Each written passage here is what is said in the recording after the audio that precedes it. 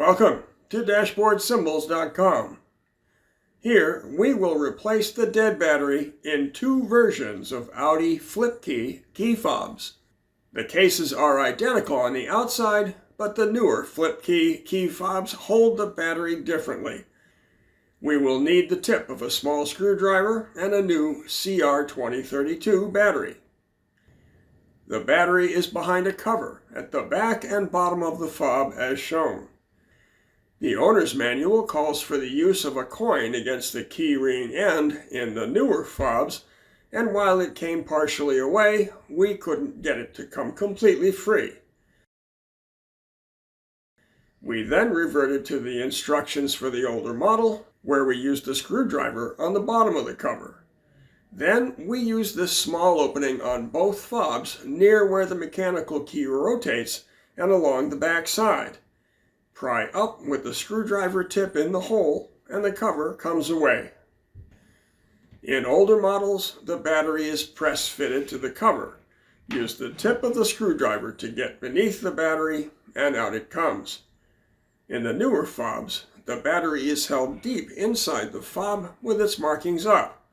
The tip of the screwdriver slips into the only open slot to get beneath it, and out it comes. And there is our CR2032. Back to the old fob, push a new battery into the opening on the cover with the markings facing the cover. It's essentially a pressure fit and will not fall out. In the new fob, push a new battery into the opening with its markings up and against the two metal connections at the bottom and back of the opening. In both cases, don't forget to peel the backing off the new battery, if there is one. We use a lens cleaning cloth to keep the skin oils off the battery, but be careful, the battery is quite slippery in the cloth. And if you make a final move with a finger, wipe it clean with the cloth.